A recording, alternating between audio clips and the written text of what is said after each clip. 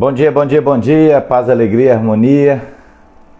Uma alegria enorme nessa tarde, nessa manhã de quarta-feira, estarmos aqui neste encontro tão esperado, ansiosamente, como aquelas namoradas do interior que esperam o namorado chegar da folga do trabalho lá na cidade grande. Assim somos nós aqui, esperando para falar com a Fátima, que ela carinhosamente aceitou. A gente vem namorando essa data há tempos e ela nos atendeu, e hoje chegou o grande dia para que possamos bater um papo com essa grande pessoa, grande ativista, que também tem representado os nossos anseios, as nossas dificuldades, e representado e repostado, enfim, uma grande mulher que não está passando anônima no seu tempo e contribuindo de forma excepcional para a luta de todos nós.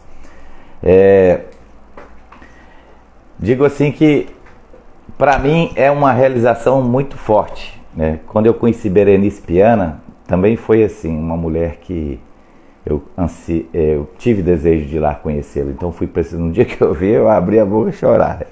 Como vocês sabem, eu sou manteiga derretida.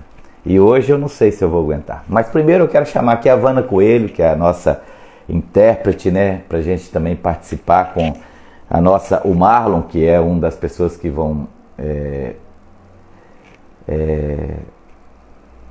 estar nos acompanhando. E aí a gente vai convidá-la, a Vânia, para vir nos ajudar nessa participação aí da comunidade surda na nossa live. Vânia, bom dia Vânia, vamos que vamos. Aí as pessoas já vão entrando aí, a Val, a Vânia, a Eli tá aqui, a Kênia, Juninho, Lidiane, Hugo, Robson, Fernanda, Pamela, a Vânia aí. Oi, Vânia. Bom dia. Bom dia. Me ouve bem, Vânia? Escuto ótimo. Tá bom, eu vou posicionando aqui, eu tô nervoso à beça, sabe? Imagino. Também. Para mim é um momento marcante no meu ativismo aqui também. Então, vamos sem delongas convidar a nossa convidada mais que especial, essa mãe de todos nós, junto com participando aí já há tempos desse ativismo. Vou convidar aí Fátima Decan para estar conosco. Vamos. Eila! Olá! Oi, eu treinei até algumas palavras em holandês, sabe? Sério? Mas agora eu tô tão nervoso, que eu não consigo, Fátima. Então, deixa eu falar, Daniel, muito bom dia para você. Vânia, bom dia para você, muito obrigada. Tá tão importante, né, ter essa troca de membros. A vocês que estão entrando, meu muito obrigada. E, Daniel, eu adorei a sua introdução, tá? Eu adorei a metáfora com o namoro, né, que fica esperando, porque a gente já está planejando essa live, nunca dá. Sim. Eu sempre com essas coisas na Holanda, no Brasil. Eu imagino. Enfim, mas eu estou muito contente de estar aqui. Pode ter certeza. Você é uma pessoa querida. Eu aprendi a gostar de você por causa da minha filha, Kênia. Olha, ela entrando aqui, meu amor. Um beijo para você. Beijo, Kênia. Através dela eu te conheci e estou muito feliz de estar aqui.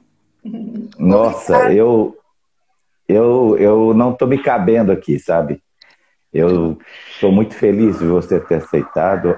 Nós pelejamos aí para juntar pessoas em torno dessa causa para que a gente possa ter menos dificuldade. E quando a gente encontra pessoas que têm uma vivência maior, que já passou um caminho e que de lá está jogando luz no nosso aqui, você já passou por coisas assim que eu ainda acredito que vou ter que passar, seja as fases do desenvolvimento do meu filho, você passou com o Edinho, já posta isso corriqueiramente, a gente percebe que você deu conta, venceu, e com isso se transforma nessa referência para todos nós. Então, conversar com você realmente é uma alegria enorme, que não cabe em mim tanta alegria. E assim também os nossos aqui na cidade de Ipatinga, ao entorno. Nós temos pessoas que estão participando conosco de cidades aqui, ao entorno de Ipatinga, até um pouco mais longe, a 150, 180 quilômetros aqui. Eu espalhei para todo mundo.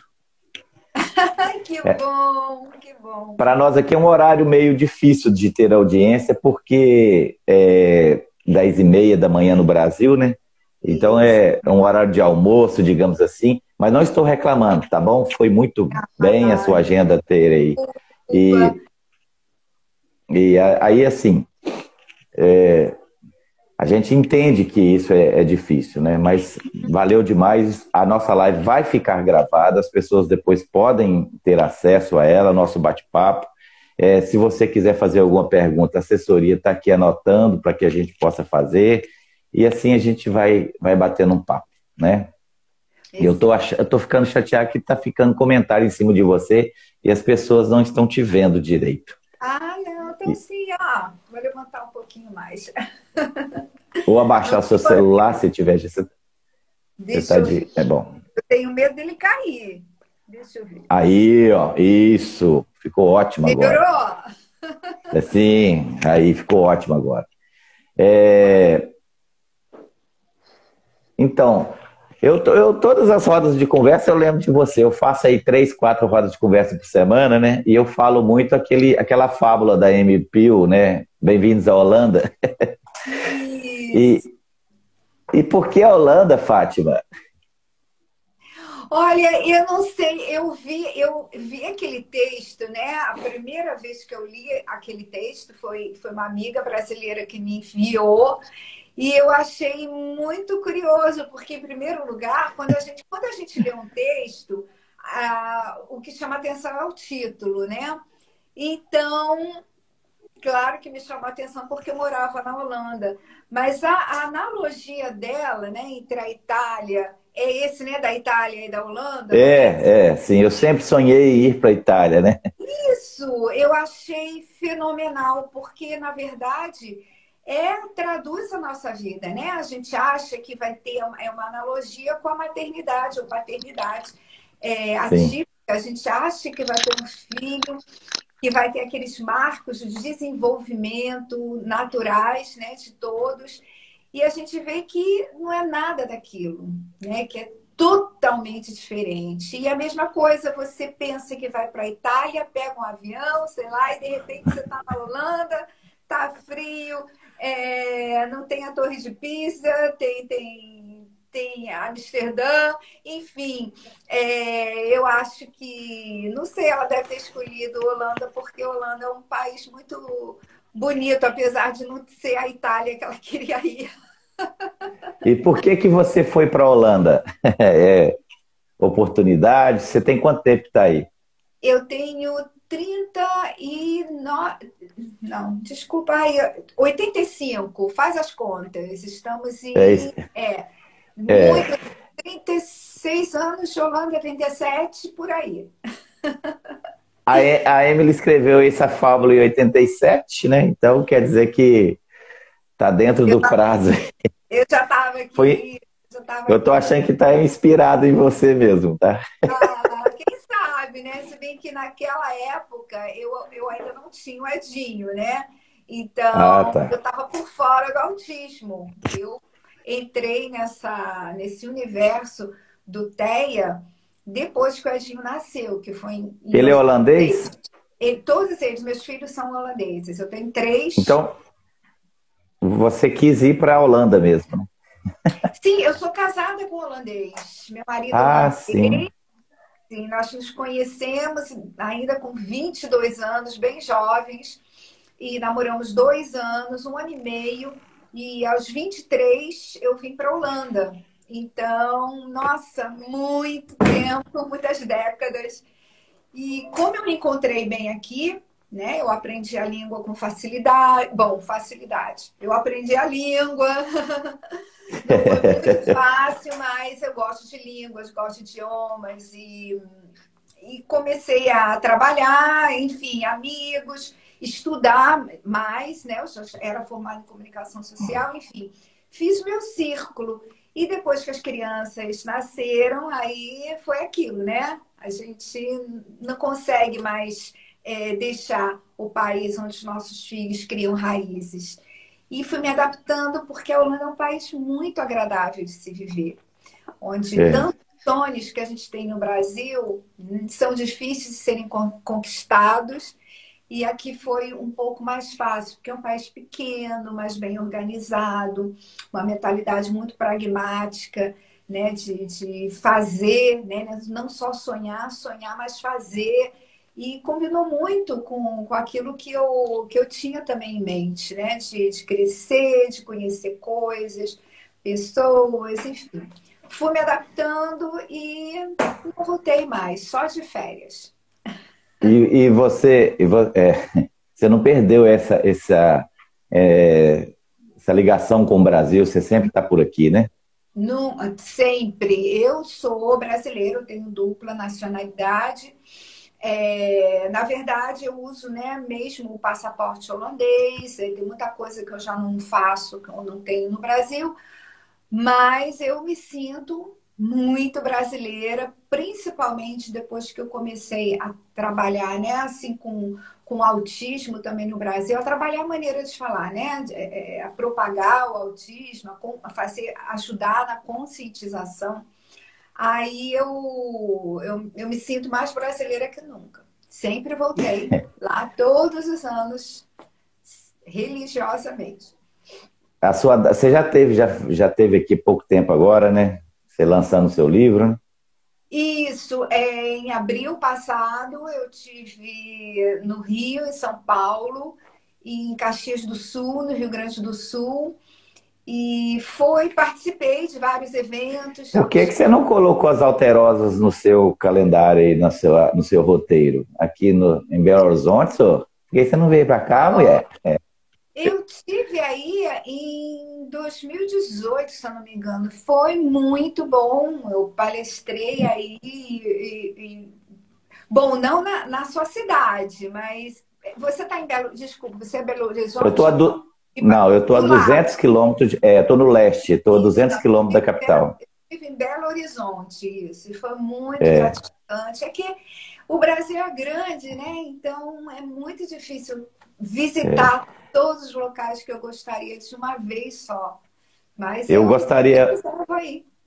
eu vou promover ano que vem um seminário, um evento nesse porte. Gostaria que quando você abrisse a sua agenda, você considerasse já o meu convite para ano que vem. Talvez aí no mês de abril, não sei se é fácil para você, qual que é a sua data, para você vir cá Muito comer um queijinho com um cafezinho com nós. Ai, que delícia, adoro. Adoro comida mineira, demais. Então tá. E depois só me conta assim, aí veio o Edinho. Na Holanda ficou fácil em comparação com aqui, porque isso já tem mais tempo. Como é que foi esse diagnóstico holandês? Olha, foi bem difícil, sabe, Daniel? Porque naquela época, os especialistas ainda tinham muito medo de fechar um diagnóstico. O autismo não era tão conhecido quando é hoje em dia, até hoje em dia, né? No Brasil, a gente sabe que tem especialistas com medo de fechar o diagnóstico, mas era muito Sim. necessário, porque sem o diagnóstico a gente não tinha intervenções. E Uhum. eu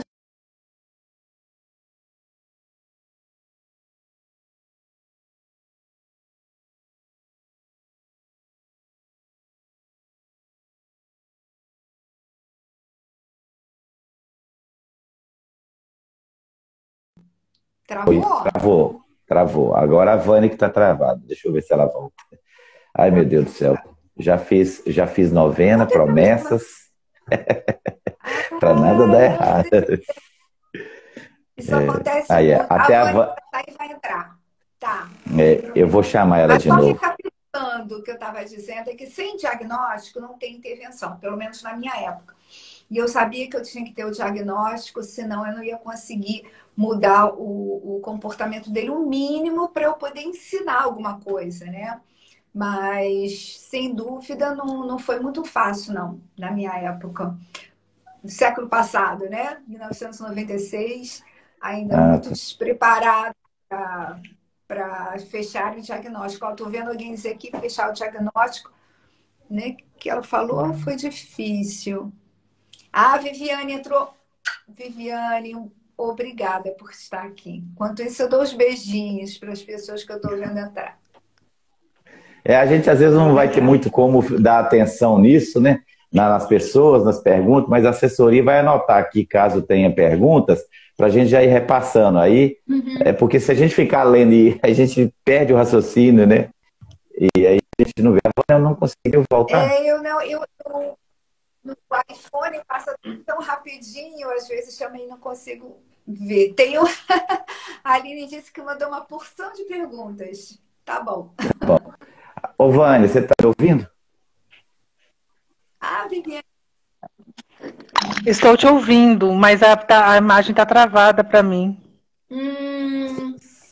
Você sai aí que eu vou te chamar de novo, então. De ambiente, talvez, não sei se é possível.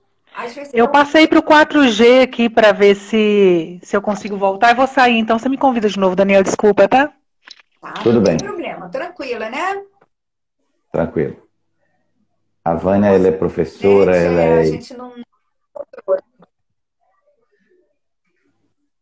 Aqui em Ipatinga nós temos um casal de surdos que ele tem um filho autista. Então a gente sempre, a partir daí, ele nos despertou essa situação e a gente percebeu que a gente traz muita comunidade do surdo para participar da causa autista também, porque essas minorias que ninguém vê, ninguém escuta, né? Então é isso. Mas você está me dizendo do diagnóstico. Do diagnóstico. Deixa eu só dar um beijinho. Estou vendo que a Lari, da família Smith, entrou aqui. Eu gosto muito de vocês, viu? Obrigada por estar aqui. E, Daniel, assim, o diagnóstico, ele tem muita gente que tem medo dele, né? Porque acha que vai marcar a criança, vai colocar um rótulo. Sim. E, na verdade, o diagnóstico é só uma ferramenta. É o que vai ajudar a gente a conseguir as intervenções. Hoje em dia está até mais fácil. Inclusive, os especialistas mais jovens, né, contemporâneos, já pedem para que sejam dadas as intervenções antes mesmo de ter um diagnóstico fechado. Porque é muito importante aproveitar aquele período, né, a primeira poda neural, digamos assim, é aquele período em que está mais fácil da criança absorver aprendizado e mudanças de comportamento. Então, seria maravilhoso se as intervenções acontecessem tendo o diagnóstico fechado ou não. Mas, sem dúvida, um diagnóstico não é um rótulo, é uma ferramenta. Eu acho que seria muito bacana se todas as famílias encarassem dessa forma. E aí você começou o tratamento, tudo é feito na Holanda mesmo, né? Isso só para a gente perceber assim, como que foi isso há um tempo atrás, se você teve as suas dificuldades, o luto, como é que foi essa questão da sua história? Foi um período bem difícil, porque realmente era tudo muito novo, muito desconhecido. E eu tive, sim, esse período que todo mundo chama, né, do luto. E, na verdade, foi mais pelo medo de não saber o que fazer com a Edinha, onde levar, onde tratar, que tipo de terapia. Era tudo muito precário na nossa época e não tinha, por exemplo, aba. A gente ouvia falar que tinha essa análise do comportamento nos Estados Unidos, mas, sabe, na prática, ter um local para levar o Edinho para fazer esse tipo de terapia não tinha ainda. Então, eu usei muitas das coisas que eu ouvia, na prática mesmo, indo a seminários, ouvindo especialistas falarem, vendo o que eu podia fazer em casa. E desse jeito eu fui conseguindo absorver muita coisa para poder ajudar o Edinho em casa também. O que sempre foi muito bom é que a gente teve o apoio do Estado, né, do governo, de cada cidade. A prefeitura é muito atuante, as prefeituras têm muita autonomia. Então, com isso, eu tinha ajuda do pessoal na minha cidade para encontrar pessoas, né, terapeutas ocupacionais, enfim, pessoas que sabiam mais sobre autismo que podiam me ajudar, né, ajudar a ajudá-lo. Mas fácil nunca foi.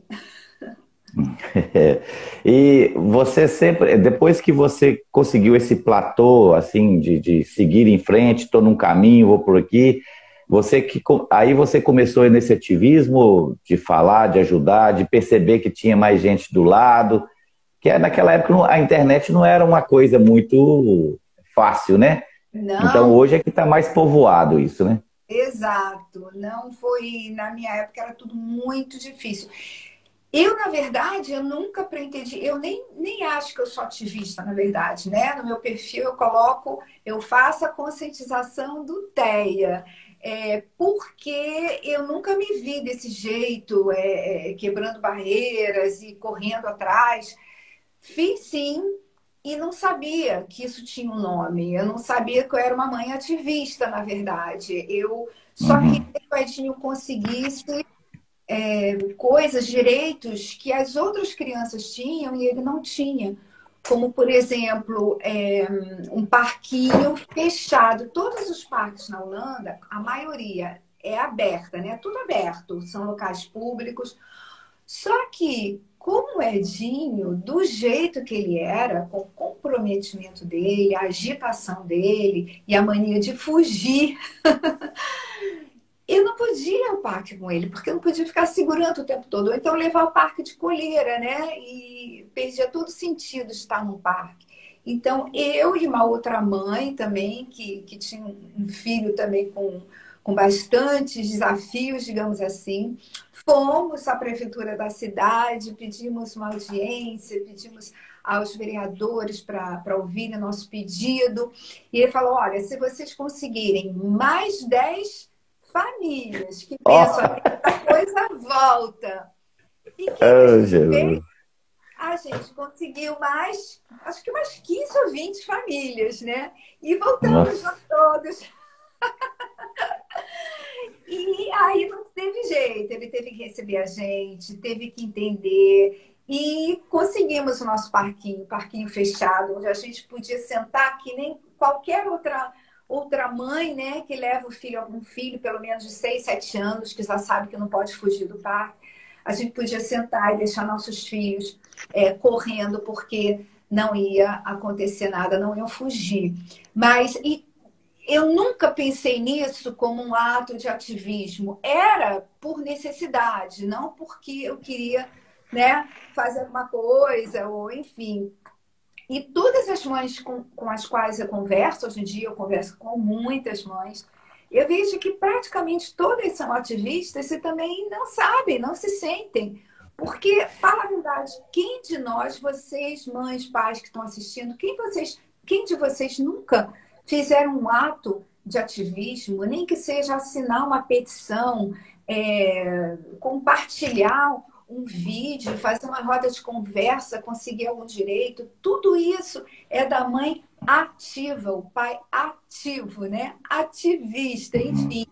A importância de a gente não se acomodar com aquilo que a sociedade está nos dando em determinado momento.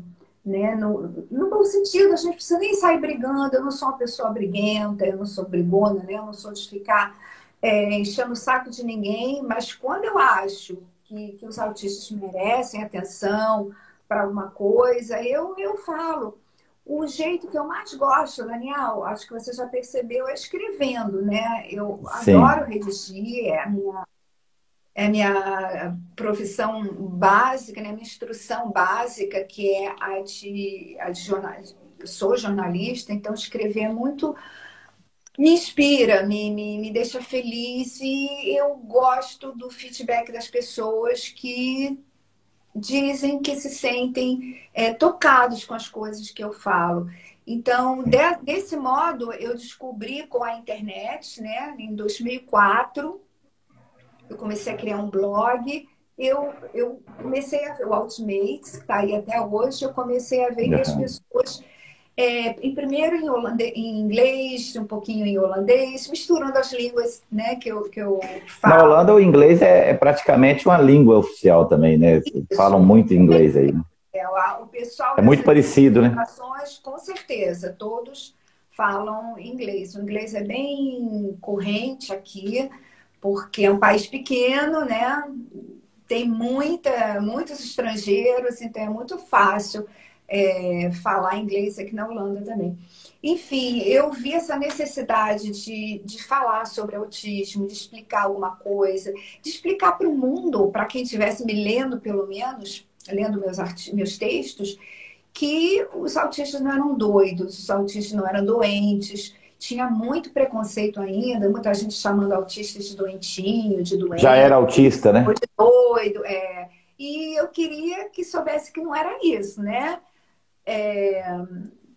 Que entendessem direito quando estavam se referindo a alguém com autismo, que pelo menos soubessem mais ou menos o que isso queria dizer, que tinha a ver com a comunicação, a socialização, comportamento em geral, o lado sensorial de uma pessoa, e não que ela fosse menos do que qualquer outra. E foi assim que eu fui começando a fazer isso, né, que todo mundo chama do ativismo, que nada mais é do que falar ou agir ou colocar alguma coisa em ação quando a gente acha que precisa, né, mudar alguma coisa. E a gente sabe que precisa mudar ainda muita coisa dentro Você, do TEA. isso é por isso que é importante esse ajuntamento para consertar o parquinho, para cercar o parquinho, né? Não é? Quando eu entrei nessa questão também do autismo, eu fui para a Holanda, sem, pensando que estaria indo para a Itália, né? E aí a gente fica Aham. muito sem caminho para onde eu vou, aqui em Minas fala onde eu vou, onde eu tô. Então, e a gente falou assim, e agora, gente? A esposa é muito impactada com o diagnóstico, aquilo é uma sentença, digamos assim, de fim de muitos sonhos, no sentido daquela normal da criança, do futebol, do brincar, então você tem que adaptar a ele. Ele passa a liderar todas as suas ações e atividades e o plano familiar.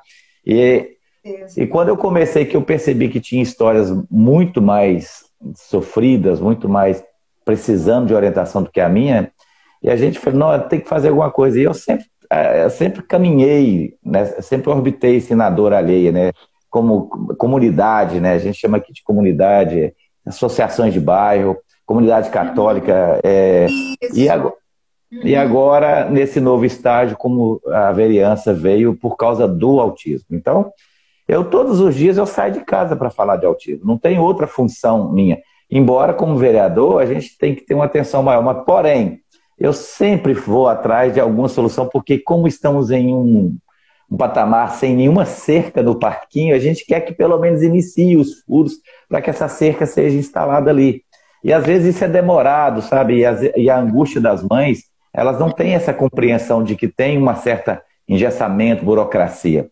E a gente também quer que isso seja mais rápido. Como pai, eu penso sempre que amanhã tem que estar pronto, porque o meu filho só vai ter essa idade cronológica hoje. A intervenção é pontual para agora e não para daqui 1 ano, 2 anos. E a gente tem histórias de crianças que precisam urgentemente ser intervidas pelo poder público por causa da condição financeira, que é a realidade de poucos aqui no Brasil, de ter um tratamento particular. Então, eu estou ocupando essa trincheira para trazer, para abrir portas, sabe? Então, e até falar com você, para mim, é um abrir portas, porque as pessoas começam a fervilhar ao entorno. E não, como você disse, para brigar, mas assim para dizer, olha, estamos aqui, queremos que cerque o parquinho. O que a gente precisa. E que bacana você falar isso, Daniel. Olha, uma coisa muito, muito boa é quando uma pessoa assim, né, com esse política da política, ela consegue também, ela também é pai ou mãe, né? Ela está também bem dentro do TEA para saber que existem muitas necessidades distintas. Porque, como você disse há pouco, nós, as mães, os pais, nós temos alguma pressa, assim, porque a gente está vendo o tempo passar, a gente está vendo que nossos filhos não estão conseguindo fazer, não estão recebendo direitos que outras crianças têm naturalmente. E a gente quer fazer alguma coisa com isso. E eu entendia, agora falando por mim, né, como mãe, eu entendia também que a prefeitura tinha seus limites, né, tinha sua burocracia. Pode ter certeza que muitas mães também vão concordar comigo, a gente entende. O que a gente não quer, e que eu falei também, já acho que há 17, 18 anos, na minha prefeitura, falei, nós entendemos a sua posição, mas a gente entende e a gente aceita o adiamento, a gente só não aceita o esquecimento. Então, a gente estava sempre lá para não ser esquecida, porque sabemos das demandas, né, que prefeitos, vereadores, governadores, enfim, todos têm os deputados, mas contanto que não caia no esquecimento, porque Ou não queiram só a foto, né? A foto, não né? é? E aí, uma foto, porque o que é pequenininho, né? Às vezes, não você que está dentro, né, do TEA como pai, mas para muitos outros que dizem querer apoiar, né? Mas o que é pequenininho para eles é a nossa vida, é o nosso sono, é a nossa noite de sono, é o nosso bem-estar, é a nossa pressão que não sobe para 180, né? Então, o que é nada para um é um tudo para o outro. Então, só ter ideia disso, eu acho que já dá alguma base para aquele político pensar, poxa vida, não, é verdade. E não é só uma mãe chata que vai lá pedir, não. Somos muitas mães chatas nesse mundo. O nosso prefeito aqui é um menino, sabe?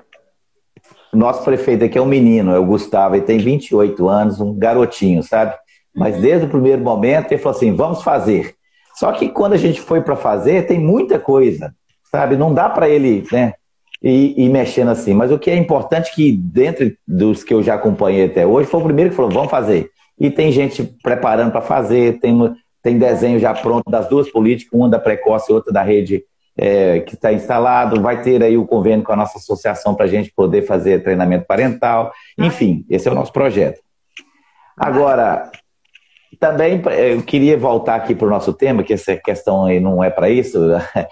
Mas eu queria... vai andando por aquele caminho que sabemos que também é importante. E quando encontra uma pessoa boa de prosa, aí sim que o negócio vai mesmo, né? Mas o tema que a gente queria falar muito é sobre a família estruturada. A gente percebe que a família autista tem muito desse adoecimento, essa mãe monossolo, né? Ela está seguindo sozinho com esse menino, depois vai encontrar com esse pai lá na frente para uma audiência de uma pensão alimentícia de 300, 400 reais, e ela está ali pelejando com esse menino, com todo o seu suporte, com toda a sua dificuldade, uma escola que ainda não está preparada inteiramente para saber, a falta de profissionais, mesmo na rede particular, na rede privada isso é sem chance. Então, ou seja, essa mãe tá precisando mais de ser olhada, porque ninguém dá aquilo que não tem, né?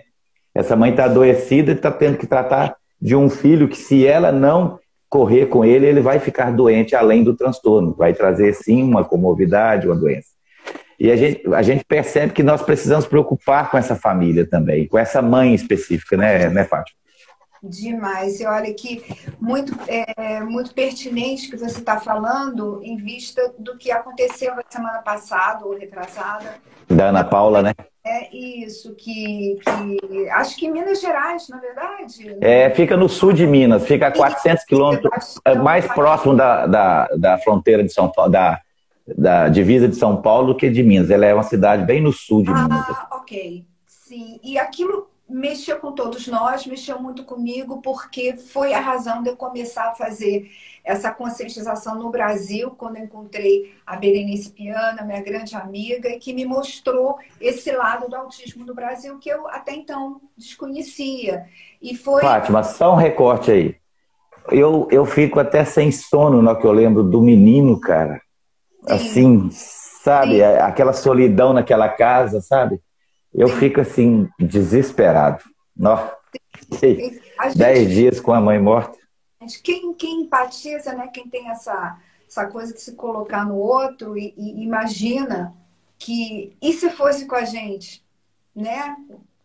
o mundo acabando e o nosso filho ali só. Então, para mim, foi tipo, né, já deu, então agora eu vou tentar fazer alguma coisa.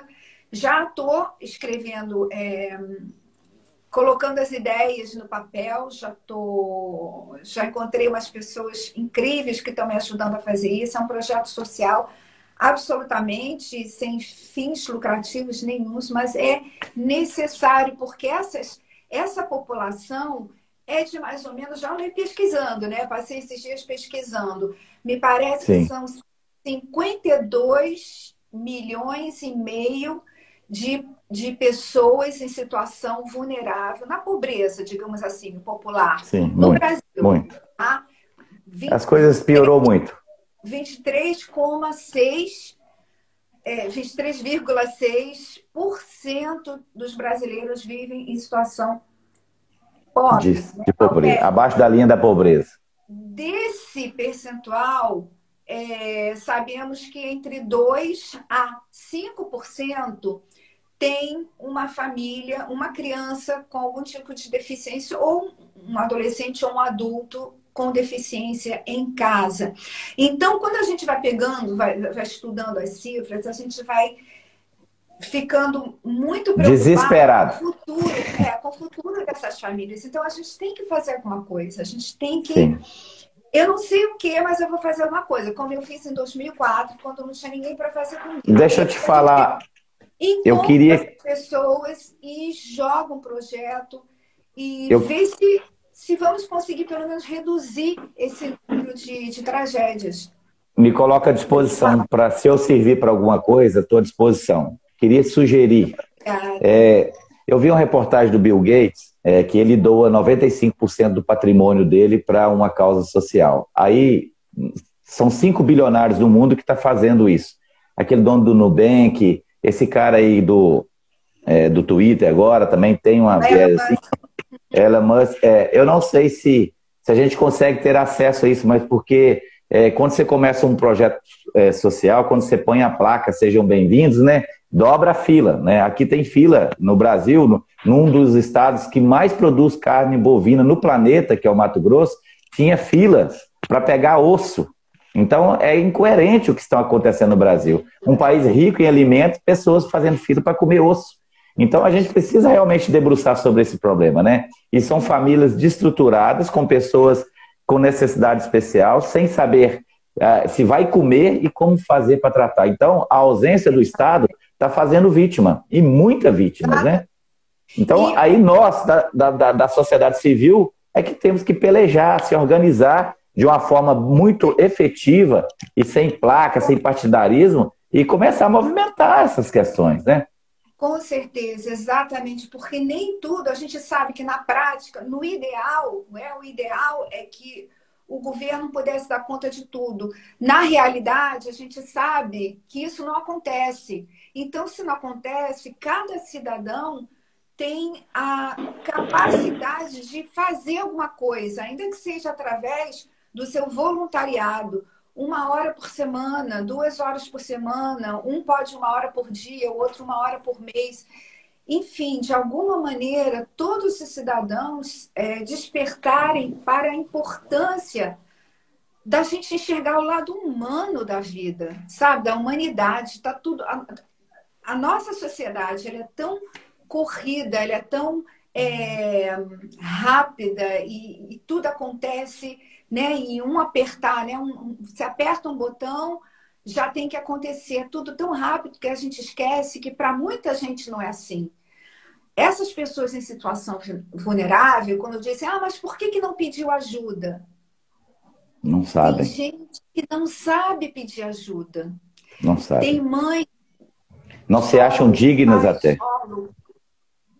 Que tem também um transtorno que os impede de saber que precisam de ajuda. Então, a sociedade tem sim essa obrigação, né? Essa função de tomar conta dessas pessoas também.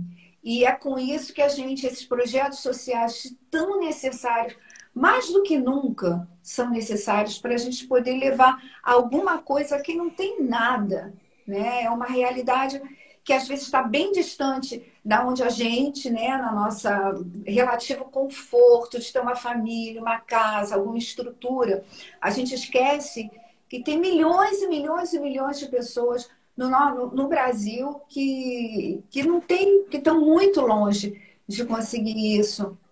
Às vezes a gente, diante do problema, a gente fica assim, não, é muito grande, eu não vou conseguir, eu me sinto impotente, como fazer, qual que é? Aí ficamos pensando só no diabo do ótimo e não no razoável executado. Aí eu digo assim, abre uma porta e começa a atender uma mãe, ouvir, acolher, né? Eu atendo em torno de 25 mães por semana aqui, sabe? Quando eu penso que eu já escutei uma história mais triste da minha vida, vem a próxima. Aí vem a próxima. Eu falei, gente, isso tem que ter...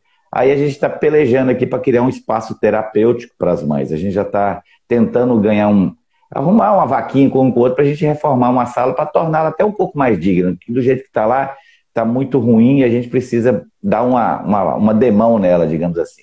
Aí a gente vai visitar algumas empresas, ver se topam bancar isso e tal, para que a gente possa ter esse espaço terapêutico, para que a gente possa acolher de verdade essas mães, no sentido de ouvir, de orientar, formar, informar, um BPC, a questão de judicializar tratamento, a questão do remédio, a questão de uma consulta com especialista, enfim, tudo isso é muito... a pessoa tem que lutar muito. Fátima. É questão de vida ou morte, né? Ter uma informação é questão de vida ou morte, com certeza. E você informado, você vai longe, como diz, né? Quem tem boca vai em Roma, né? E às vezes a pessoa tem que falar, e ela não tem para quem falar. E só de você estar ali falando, acolhendo a dor dela, né? Você vê que essa semana, por exemplo, tem um caso muito forte que aconteceu de um abuso sexual e ela contou isso para 10 pessoas. Olha, por onde ela passa, ela tem que narrar tudo. Isso, para ela, é muito reviver toda hora aquilo ali. A gente não consegue, então, ajudar por causa da burocracia, porque, na maioria das vezes, não tem uma efetividade dessa questão pública, enfim, adoece. Aí ela prefere ficar no canto dela e ela tentar, da maneira dela, elaborar uma saída daquilo, né? Que seja qualquer um que ela considere viável. Eu tenho algumas perguntas, olha, para a gente contemplar a nossa audiência. Eu queria começar por uma que a gente escuta demais, né? O que fazer com o pai que não aceita o diagnóstico do filho? Isso é o que... É uma pergunta muito difícil, é uma pergunta que eu ainda me faço, porque eu ouço, assim como você, eu ouço muitas histórias, e a gente fica pensando, poxa, que tipo de pessoa pode, né, não aceitar o diagnóstico de um filho. Existem várias maneiras, né, de não aceitar alguma coisa.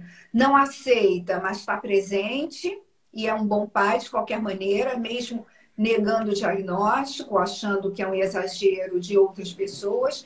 E tem aquele que nega e vai embora, tipo, não é meu problema, essa criança eu não quero, e some. O que a gente, infelizmente, sabe que acontece muito.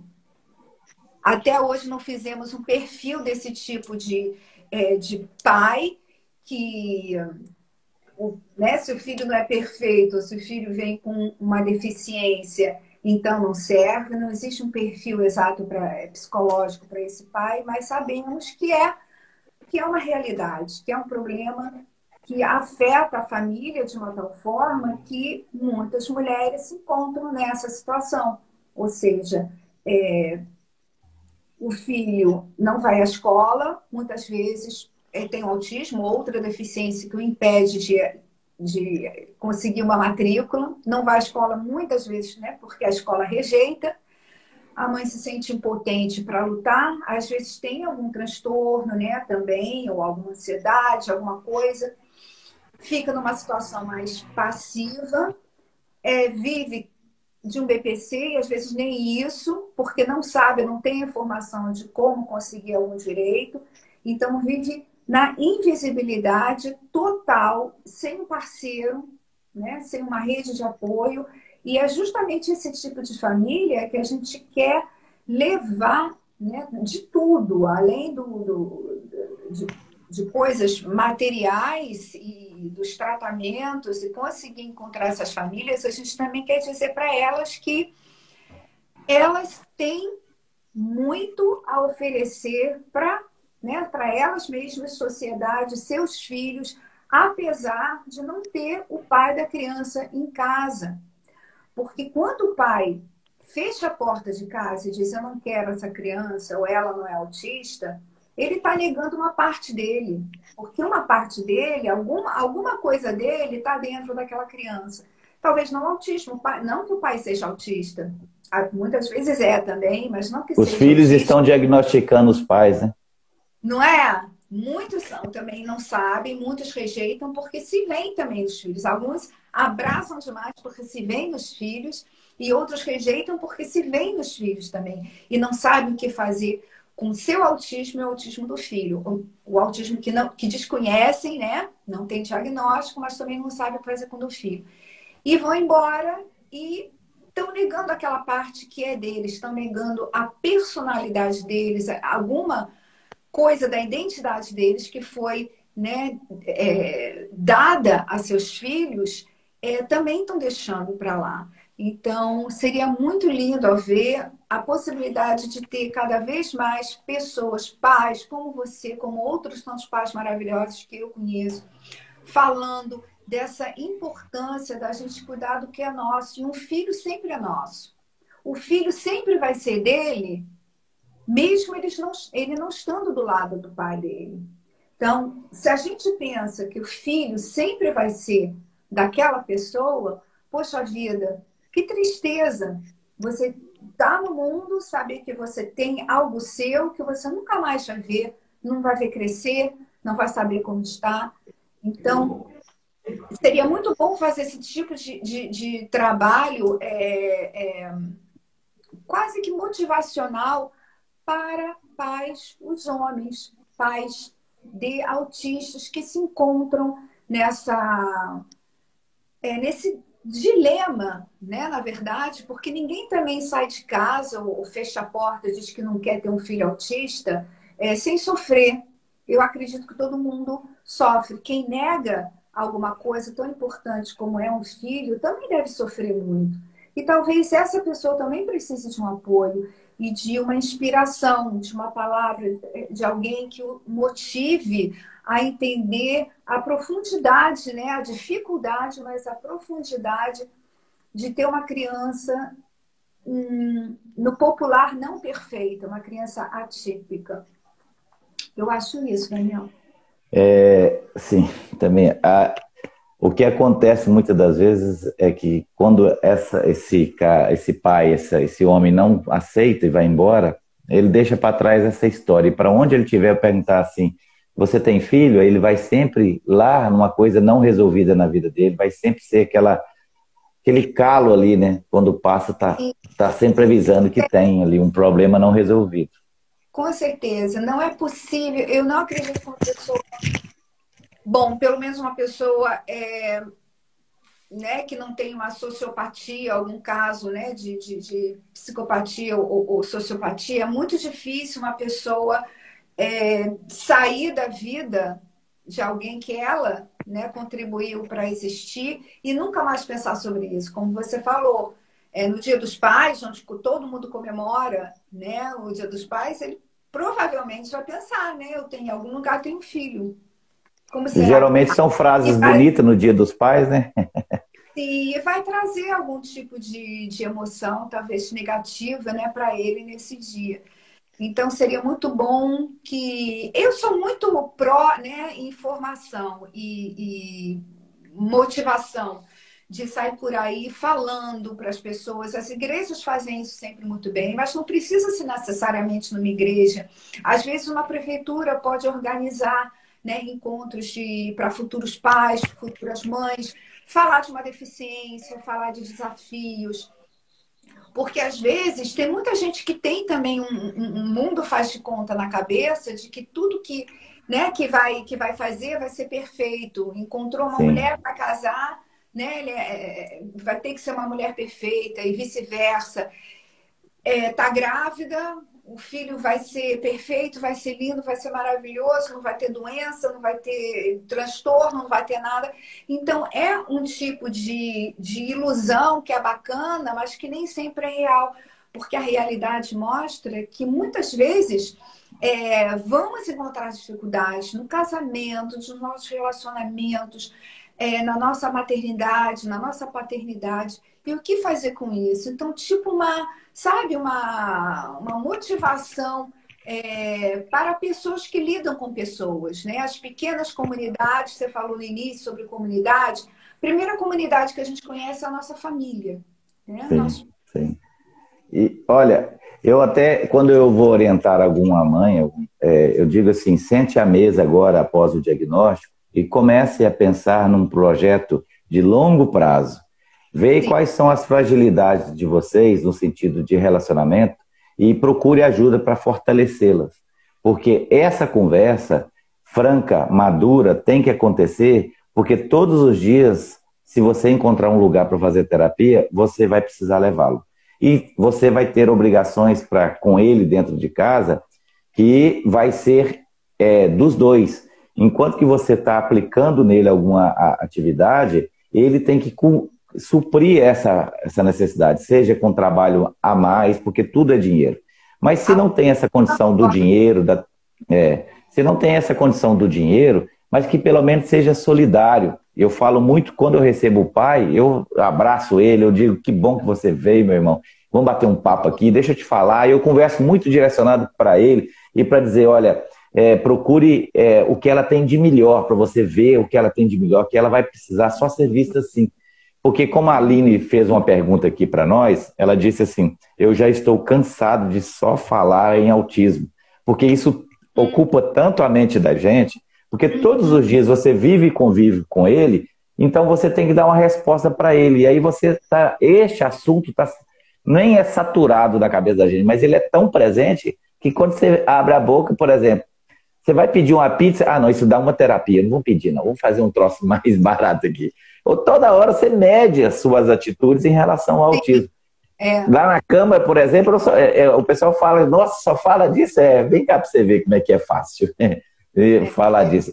E esse cansaço essa mãe tem. A gente tem que acudir essa mãe que está ficando cansada. A Berenice Piana fala assim, Fátima, quando a mãe de autista estiver brigando, porque eu também uso um seguinte jargão, que quando a gente tem o diagnóstico, essa mãe passa a ser trigêmea, estudiosa, autista e barraqueira. Então, enquanto que ela está brigando lá, a Berenice fala, tá bacana, tem energia ali, tem força ali. Mas se a mãe de autista silenciar, calar, aí já é uma preocupação que eu tenho, porque ela já está pensando outras coisas. Então, esse cansaço, né? Está jogando a toalha no ringue. E a gente não pode deixar isso acontecer.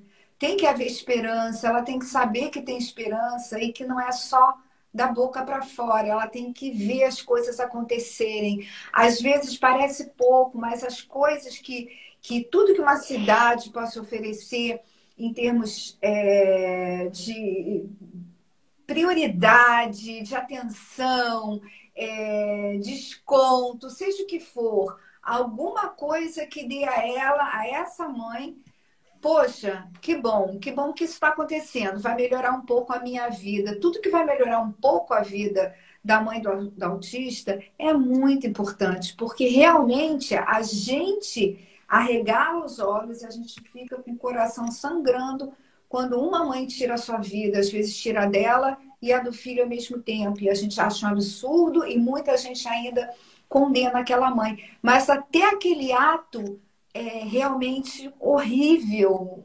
hediondo, aconteceu um monte de coisas que ninguém viu, ouviu e não achou importante.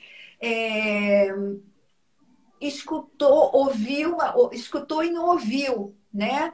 Passou adiante. Então, nessas horas, toda vez que acontece uma tragédia, eu penso até quando o coração daquela pessoa vai realmente ficar tão apertado a ponto dela fazer alguma coisa também. Porque aí a gente posta, a gente escreve, a gente comenta, a gente...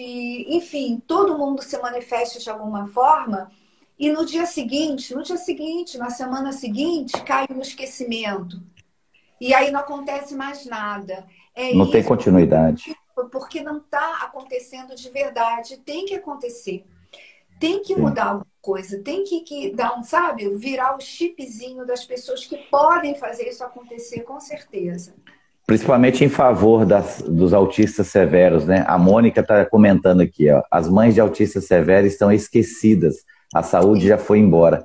É uma família, é uma mãe, é uma criança invisível, né? Porque já não é tão convidada para aniversário, com fraternizações. E aí essa mãe fica isolada de tudo, né? Com certeza. E não é dizer que não é porque é só o grau severo, na verdade, é toda aquela família que não é acolhida.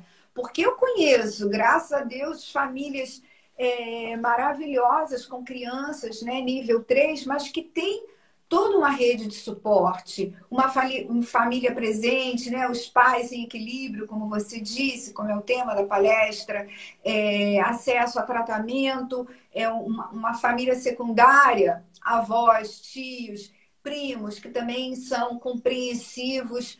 Isso é qualidade de vida. Então, uma rede de apoio, um suporte para todas as famílias, independente do grau, é muito importante. No caso da família em situação vulnerável e o autismo severo, o nível 3 de suporte, são duas agravantes, sim, porque geralmente são as famílias com menos contatos, com menos, né, possibilidade, recursos, todo tipo de recurso, principalmente para poder pagar uma terapia ou pagar uma pessoa, ter alguém para ficar com o menino, a menina severamente autista, para ela poder fazer alguma coisa ou até trabalhar. O trabalho para a mãe e o pai de autista é também uma terapia em muitas situações. É o modo como essas famílias, esse pai, essa mãe, interagem com a sociedade.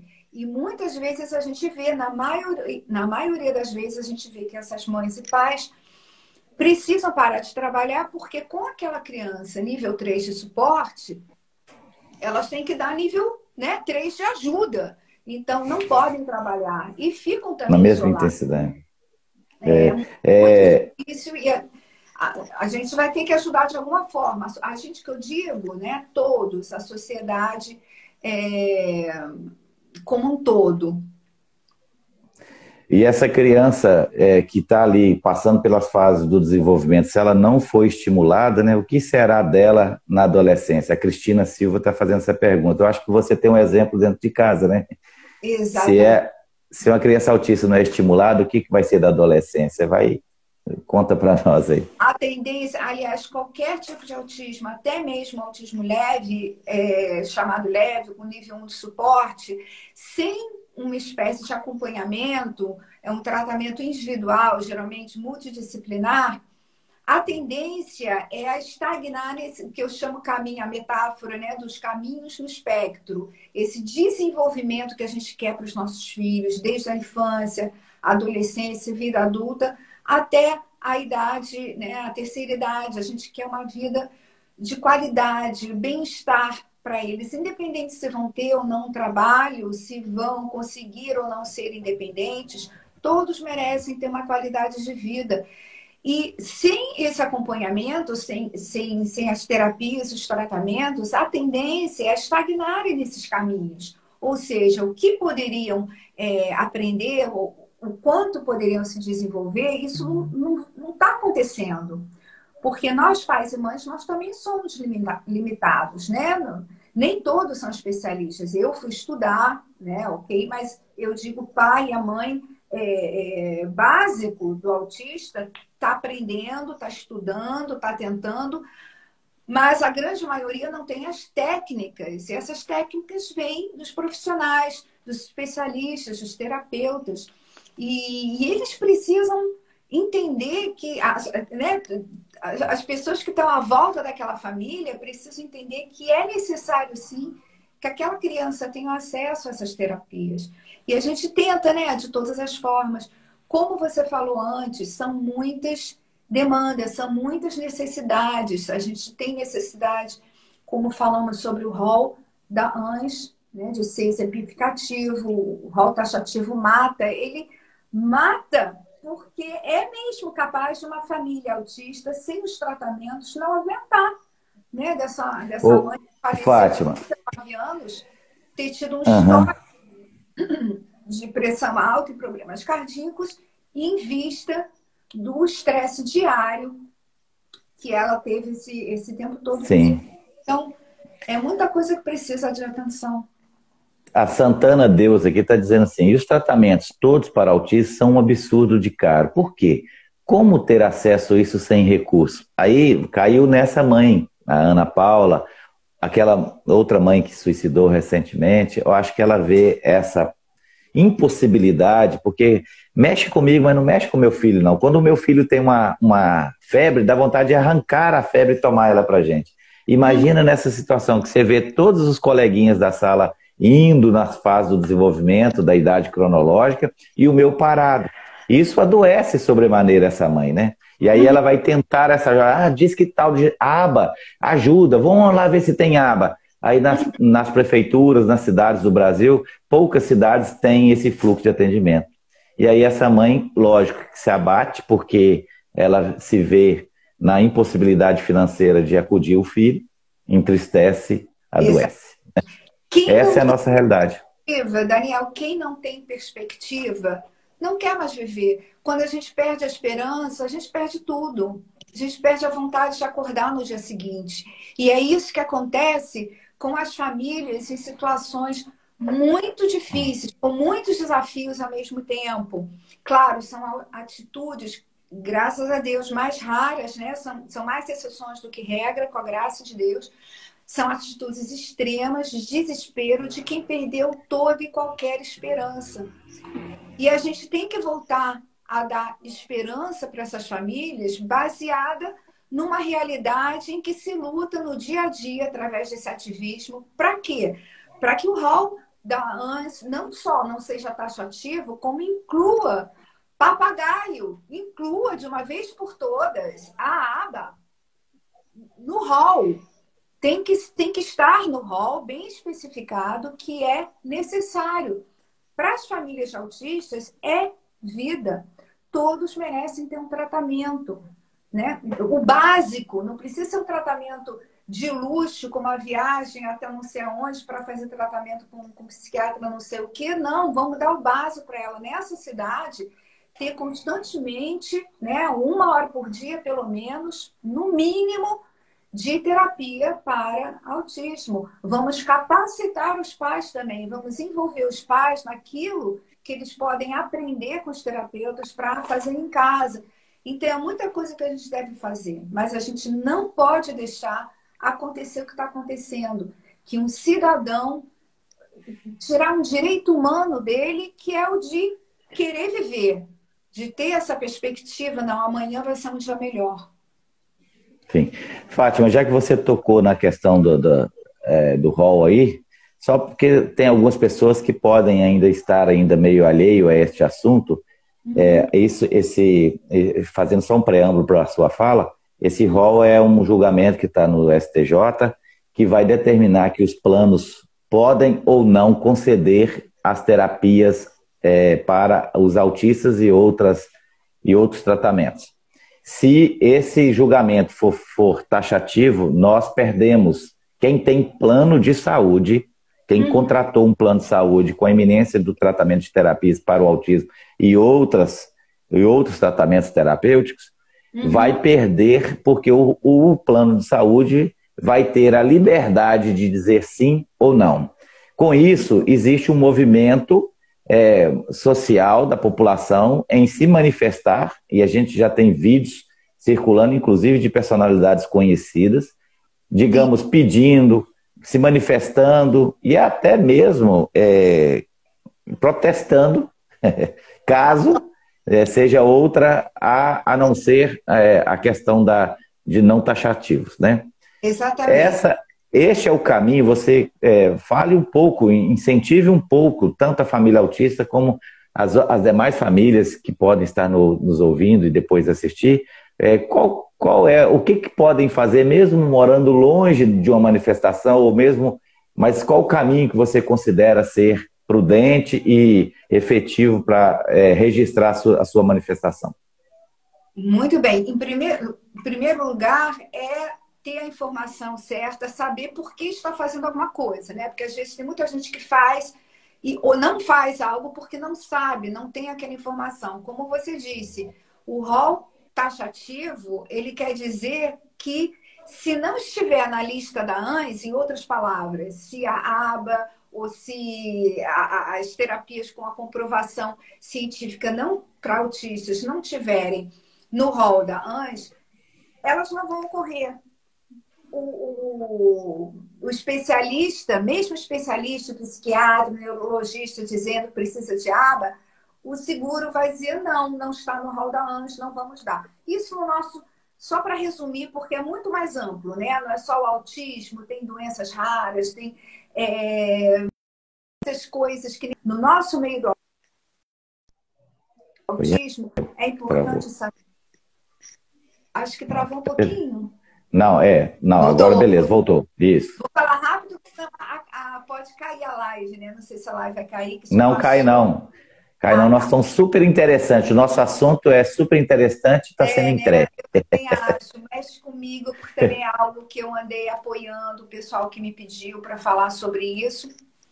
Tá. Então, vamos lá. O que a mãe ou o pai do autista, ou o próprio autista, pode fazer na sua cidade? Se você não souber nada por onde começar, busque a associação da sua cidade. Geralmente, a maioria das cidades está tendo um grupo de apoio ou uma associação de autismo. Busque essa rede e conversem com eles como podem fazer uma manifestação. Olha, a Mobiliza TEA, a Mobiliza PE, né, de Pernambuco, está aqui.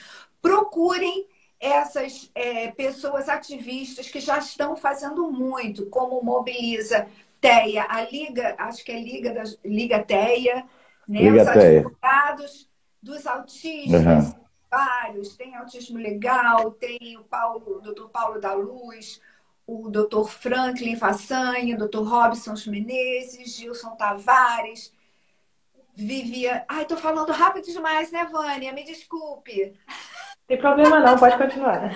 Perdão.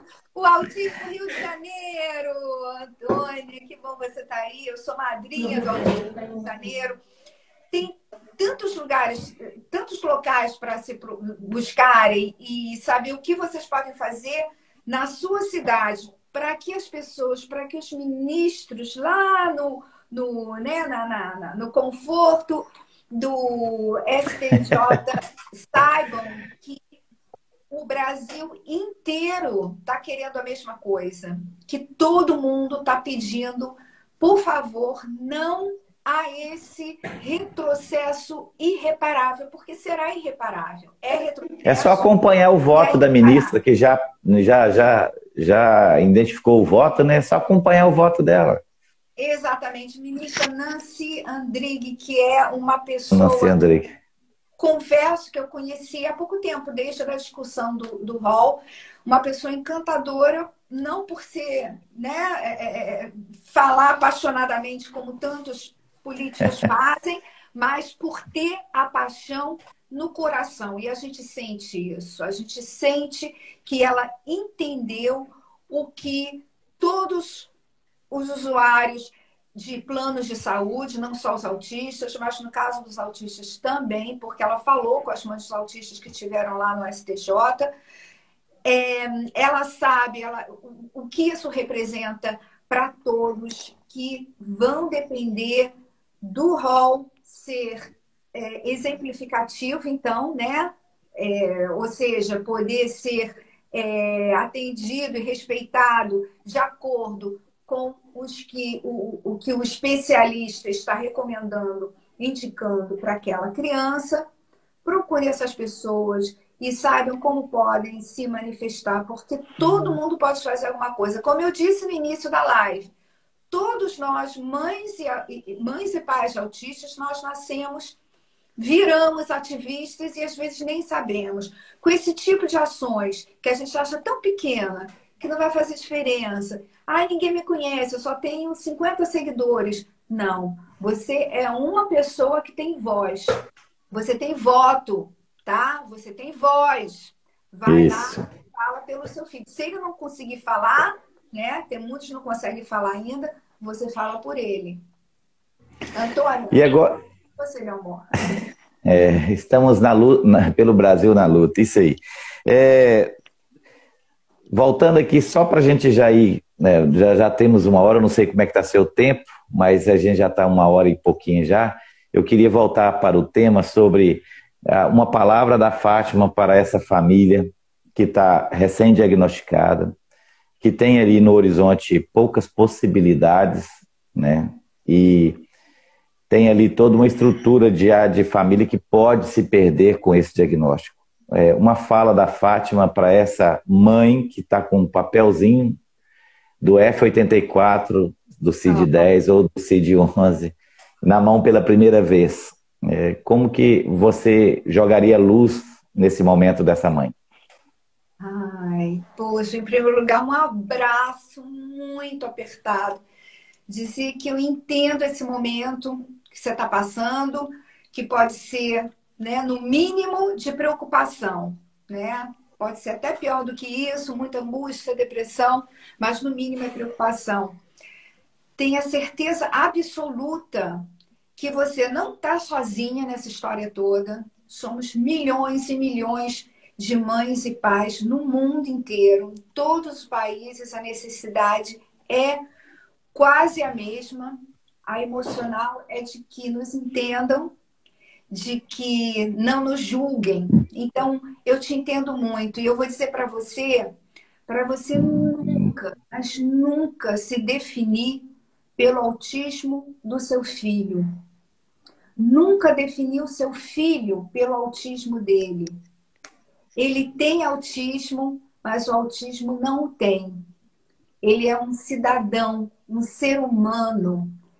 E ninguém, nesse mundo inteiro, ninguém é menos do que ninguém. Só que nós, os homens, né, as outras pessoas, a gente costuma dar valor a tudo aquilo que reluz e que não é ouro. Na beleza, na perfeição, na saúde, na inteligência, na riqueza. Mas o valor de tudo, o que mais tem valor no mundo, para a gente e para Deus, é o amor. Então, enquanto o seu amor for desse tamanho, tá? Desse tamanho, não deixa ninguém te definir e te fazer sentir desse tamanho. Só você pode fazer isso. E essa chave desse poder, dessa felicidade, desse amor, você segura e você dá para quem merece, principalmente seu filho, você não dá para ninguém mais, tá? Esse é o recadinho básico. Muito bom. E agora, sim, uma direção de uma outra pergunta para a gente já ir, né, finalizando algumas perguntas. Para esse monte de família autista que nós temos, especificamente no Brasil, porque é a nossa realidade aqui, não descartando as outras famílias internacionais que também têm os seus perrengues, não é porque você mora num país já mais avançado, é que você também não tem dificuldade, né? Isso é nosso, é do ser humano sofrer por causa do outro, né? Sim. O que nos incendeia aí com a energia do ativismo, né? Nos oriente, porque a gente percebe muito que nas redes sociais tem muito ativista, né? A gente conserta muitas coisas, critica muito o outro nos grupos de WhatsApp, falando que ninguém faz nada, nada é muito pouco, tem gente sim fazendo. Da minha parte, eu dou o testemunho que todos os dias eu procuro fazer e bem feito. Nem tudo a gente dá conta. Mas eu gostaria que a Fátima, na sua experiência de 2004 para cá, nessa linha, que você incendiasse esse ativismo no Brasil e até nesses rincões onde as informações chegam menos, a motivar mais mães a juntar para cercar os parquinhos nas suas cidades. Como que joga fogo de nós aí, Fátima. Põe fogo no ativismo aí, como já diz meu amigo Zé Kleber. Olha, eu acho que o ativismo no Brasil já está caminhando, sabe, muito bem. Eu fico encantada em ver que praticamente todas as cidades, tem cidade que eu confesso, eu nem sabia que existia, né? O Brasil é imenso, né? Os estados são Sim. enormes. E às vezes fala, eu sou fulano de tal, de não sei aonde. Eu falo, ai, aí eu escrevo que aquela cidade eu não conhecia. E já está tendo, sabe, um grupo de apoio, um grupo de paz, já estão se reunindo. Porque tudo começa assim. A gente não tem e a gente quer ter. E aí a gente pergunta para o outro, o que que você acha? Né? Num grupo de paz, mães, pais, os outros autistas, o que que eles não têm naquela cidade, eles estão precisando. Às vezes é o básico, como um neurologista. Pegamos uma cidade pequena no interior, não sei, de Minas, São Paulo, que não tenha um Aqui em neurologista. Patinga. Aqui em Patinga tem 3 anos que tem uma mãe que fez um bolinho de aniversário para comemorar 3 anos aguardando um neuropediatra. Esse profissional está meio sumido, a gente não acha com facilidade. E para Sim, prefeituras contratar ainda é mais difícil ainda, porque tem o engessamento da coisa pública e a questão dele, que ele tem outros convites financeiros, então para ele estar dentro de um convênio ou dentro de um contrato com a prefeitura não é tão atrativo, remunerado. E ainda existe poucos neuropediatras no Brasil, né? Assim como as TOs, é terapia ocupacional, são poucas. É uma pena, é o tipo de trabalho que a gente tem que estimular muito, porque é muito importante. Inclusive, que tal, eu vou tendo ideias, né? Que tal a prefeitura da sua cidade fazer alguma campanha estimulando, né, aos estudantes de medicina, aos futuros estudantes de medicina a escolherem aquela área da Especialização. isso, a gente estimular pessoas a fazerem algo que realmente voltam, né, para a comunidade, principalmente as pessoas que já têm um viezinho humanitário, que já são solidárias. Então, eu sempre penso como é que eu posso estimular as pessoas a fazerem algo que elas ainda não estão fazendo. Muitas vezes eu descubro que é a falta de incentivo, é a falta de dizer que você é capaz, né? É possível que você faça isso. Todo mundo, eu me espanto quando todo mundo se acha tão pequeno, né? Às vezes, mas eu sou sozinho, eu sou, sabe? A gente, não é que a gente tem que ser arrogante, né? E pensar, eu nunca acho que eu sou mais do que eu sou, eu me acho igual a todo mundo. Mas eu penso assim, a gente está aqui, a gente está vivo, eu não tenho, eu quero. O que que eu vou fazer para conseguir aquilo que eu não tenho? Foi assim que eu comecei com o Edinho, né? Em 98, quando eu peguei o diagnóstico, 99 praticamente. Então, eu não tinha, eu fui procurando pessoas iguais a mim, na minha situação, outras mães. O que que a gente queria? Eu sei, aqui na minha cidade, uma cidade legal, não tem muitos, assim, não tem muita gente em situação vulnerável, pouquíssimas ou raro.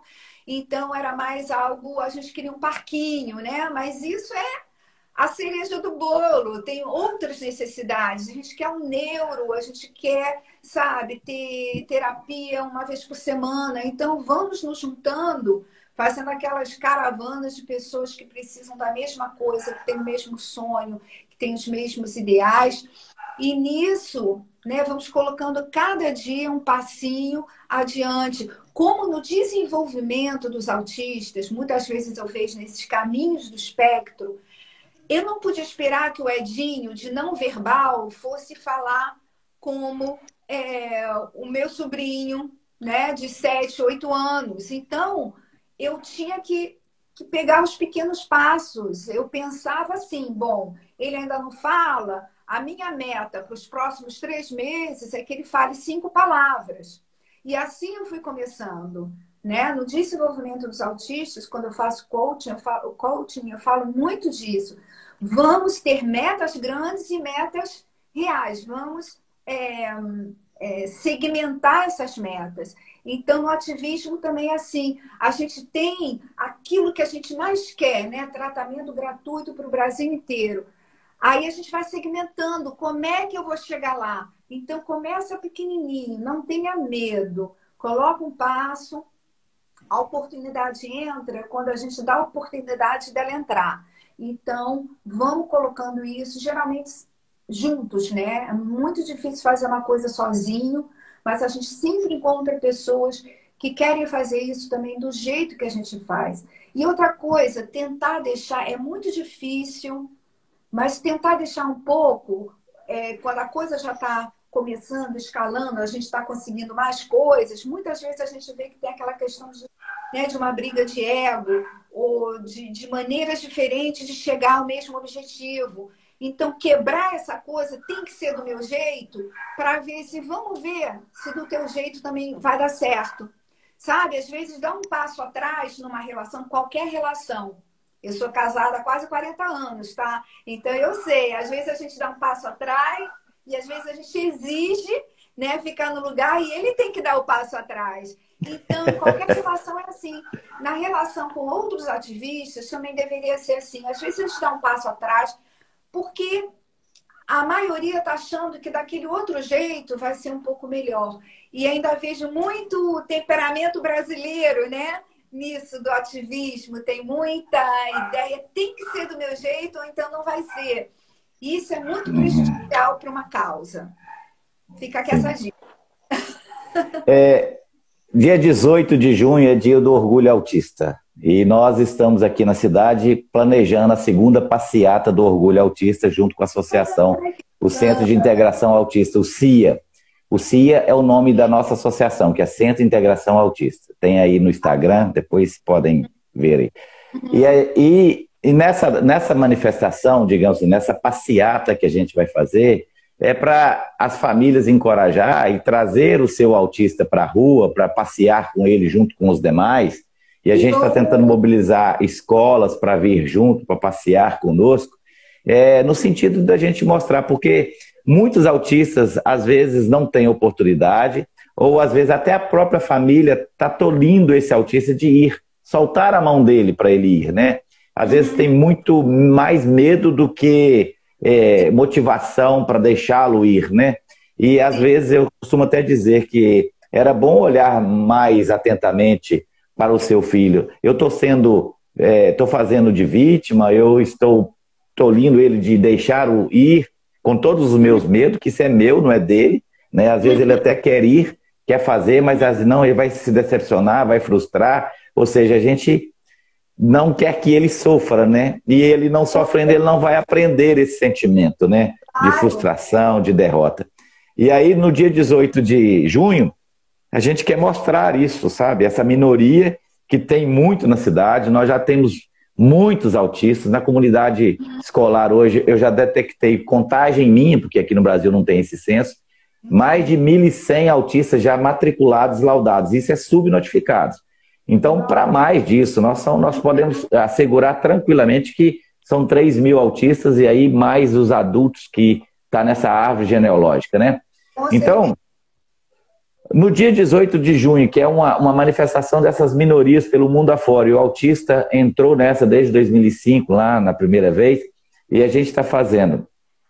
Não é justo, Fátima, que a gente permita, que a gente seja audacioso também, para que a gente possa, de fato, ter coragem de deixar, principalmente aquele autista que tem desenvolvimento, né, de suporte 1, ou mesmo envolver que todos têm condições de aprender pelo menos alguma coisa.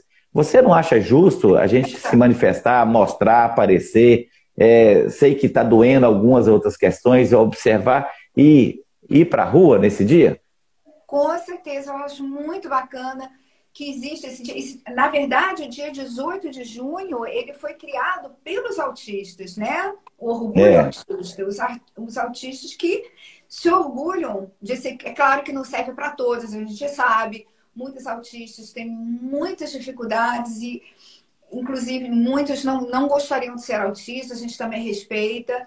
Mas a grande maioria, sim. E é um dia de comemoração de uma certa forma, e outra forma a gente lembra de tudo que falta, então também é um pouco assim ambíguo, né? Para muita gente, para a comunidade do autismo é um dia assim meio ambíguo, mas é muito importante que os pais entendam, como eu sempre digo, lugar de autista é em todo lugar, porque se eles não virem mundo, eles não vão se acostumar com o mundo. Se o mundo não os vir, o mundo também não vai se acostumar com o autista. e ele existe. Somos muitas pessoas nesse mundo lidando com autismo, né? Pais de autistas, autistas, pessoas que trabalham com autistas, professores de autistas, muita gente que já conhece, mas tem muito mais gente para conhecer também. E quanto a isso que você falou de ficar em casa, de querer proteger, eu me lembro do tempo em que eu morria de medo de sair com o Edinho, de expor o Edinho, né? E de expor no sentido de expor a tantos estímulos, a ele não se sentir bem, enfim, tanta coisa que eu não sabia e que eu sei hoje e que eu tento passar para as pessoas. É justamente isso. Ainda que você vá por 5 minutos, vá. Fique 5 minutos, segure na mãozinha dele se você tiver medo dele se perder, mas fica com ele, deixa ele ver o que acontece. Fale, esse é um dia feliz, esse é um dia pra gente. E depois volta, se ele ficar nervoso, né, se sentir, se ele ficar de boa, fica lá, né? Mas se você acha, não, ele não vai aguentar, tenta pelo menos alguns minutos, poucos minutos. Eu acho que vai ser tão bom, sabe? Depois conta aí pro Daniel a sua experiência. É joia. Bom, eu ficaria a tarde toda, mas a gente tem aí algumas coisas, né, Fátima? Aí você já almoçou, né? Não, olha, eu vou descer para jantar, para fazer o jantar. O Edinho quer lasanha hoje, eu falei para ele, meu filho, eu vou fazer lasanha para você. Na quarta-feira, mamãe vai fazer lasanha. Então, hoje eu vou descer porque ele merece. Trabalhou Merece, duro, sim. merece ganhar uma lasanha. Sim. Vale a pena muito ser ativista, porque eu acredito que nós estamos tendo a oportunidade, para quem crer no Cristo, no céu, a gente está tendo a oportunidade de atravessar na frente de algumas pessoas e fazer realmente o bem, né? E trazer uma oportunidade para uma autonomia, uma qualidade de vida para todos esses que eu digo que pode menos. Às vezes o autista não sabe nem agradecer, ou ele não tem nem esse ímpeto do abraço, do agradecimento, mas ele é alguém que precisa muito, né? Quando a gente encontra essas mães aí pedindo socorro, que a gente indica um caminho, mesmo que seja o mínimo possível, mas a gente consegue ver que elas ficaram satisfeitas de encontrar alguém. Lógico que depois de ir para ali, tem outros patamares que a gente precisa alcançar. A luta não está fácil, a gente tem muito ainda que avançar, muito, muito, muito, muito.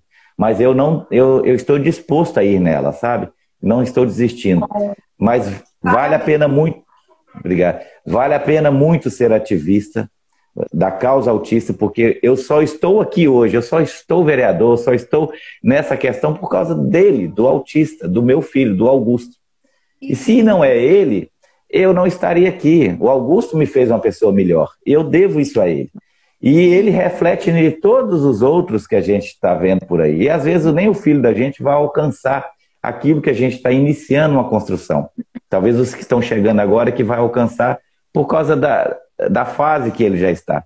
Mas eu quero frisar mais uma vez que vale muito a pena ser ativista e estar nesse chão, nessa seara, caminhando. E quando a gente encontra, Fátima, agora sem rasgação de seda, pessoas assim, maduras, conscientes, que querem somar para multiplicar como você, e a gente peleja para encontrar, para dizer, oi, fala comigo, ou manda uma mensagem, você responde, a gente tem um refrigério, sabe? A gente ganha uma gasolina para continuar rodando. E gasolina está muito caro, né? Então, quando a gente ganha, a gente fica mais satisfeito ainda. Então, eu estou renovado com essa oportunidade que você me deu, esse presente, nessa manhã agradavelmente fria aqui no Brasil, pelo menos na minha região, né? Aqui é muito quente, então quando abaixa de 25 graus, a gente já está logo procurando um... Então eu te agradeço demais por estar nessa quarta-feira conosco, que marcou a minha vida muito, te agradeço muito. E assim, motivar demais pessoas, não pare nunca. Eu também daqui não vou parar nunca. E se você ver uma oportunidade da gente se juntar para a gente fazer mais nesse seu pensamento, nessa sua vontade de fazer, me considere como um soldado, um tarefeiro daquilo que você precisar fazer. Eu estou aqui nesse fronte aqui. Tá bom, Fátima? Ai, que bacana. Adorei, Daniel. E olha, gente, lembre, assim, só pegando esse gancho que você falou do ativismo, lembrem que Pode ser até que nessa vida da gente, né, os anos que a gente tem aqui na Terra, a gente não consiga ver tudo aquilo que a gente almeja para os autistas. Mas só de saber que a gente está plantando essas sementes, que a gente está fazendo alguma coisa para os nossos e para os outros que virão, é isso que muda o mundo. O que a gente faz agora, a gente está mudando paradigmas, está demorando demais, né? Mas falar de inclusão, falar de neurodiversidade, faz as pessoas pensarem. Primeiro, eu acho que somos chatos, porque somos minoria, né? Minoria tem aquela coisa de ser chata. Mas vamos sim, somos chatos, mas com direito de sermos chatos e por merecimento. Então a gente continua falando, continua se movimentando de alguma forma, e aí aquilo que era chato vai sendo normal. Aquilo que era chato vai fazendo as pessoas pensarem que, poxa, é verdade. Vão vendo mais autistas nascerem, vão vendo autistas nascerem nas suas famílias e vão começando a entender que é preciso mudar, sim. E é o que a gente está fazendo agora para tomara que vivamos para colher depois também. Senão vai ficar a nossa missão nesse mundo, né? Que é ajudar uns aos outros. Senão a gente nasce em ilha, todo mundo tinha a sua própria ilha sozinho, não precisava fazer nada. A gente está no mundo com tanta gente para fazer alguma coisa pelo próximo. Tá? Sim. E Daniel, reforçando. muito obrigada. Tudo bem. Reforçando só aqui que a importância da família para esse autista é incalculável. Então, nós adultos, os pais, que reforçamos as nossas qualidades e diluímos as nossas dificuldades, né, nesse somatório, porque é muito importante, porque se você sair desse lar, pai, vai ficar pior para o seu filho, vai ficar pior para a sua história, você está prejudicando alguém que você construiu junto, né? E eu espero, assim, que a nossa live tenha colaborado de alguma forma com todas as pessoas que aqui passaram, ouviram um pouquinho, e assim a gente possa, juntos, nessa, somar para multiplicar. E se ano que vem, Fátima, você abrir sua agenda, eu gostaria muito que você incluísse Ipatinga, Minas Gerais, porque a gente vai promover aqui um grande seminário para a gente falar mais de perto, te ver, você trazer seus livros aí, que você tem escrito, as suas coisas. Estou pelejando com Berenice para ela vir também. De repente chamar outras pessoas que têm aí uma grande visão dentro dessa causa para que a gente ganhe, de fato, entusiasmo e intel, Deus interno, para a gente continuar. Sou eu que agradeço e toda a família autista por você ter doado essa 1h30 conosco aqui. Muitas alegrias na sua vida, saúde, paz e que você continue sendo essa pessoa tão ativa dentro da causa. Tá bom, Fátima? Muito obrigada, Daniel. Deus te abençoe, Deus abençoe teu trabalho, o seu filho. E Vânia, muito obrigada por essa 1h30, né, de tradução. Gratidão a todos vocês que chegaram com a gente esse tempo todo. Muito bom ter vocês aqui, viu? Deus abençoe. Beijos. Obrigado. Tudo de bom. Um abraço na família aí também. Obrigada. Tchau. Obrigado, Vânia. Tudo bem. Tchau, tchau. A live vai ficar salva. Obrigado, Vânia. Foi bom demais, viu, Vânia?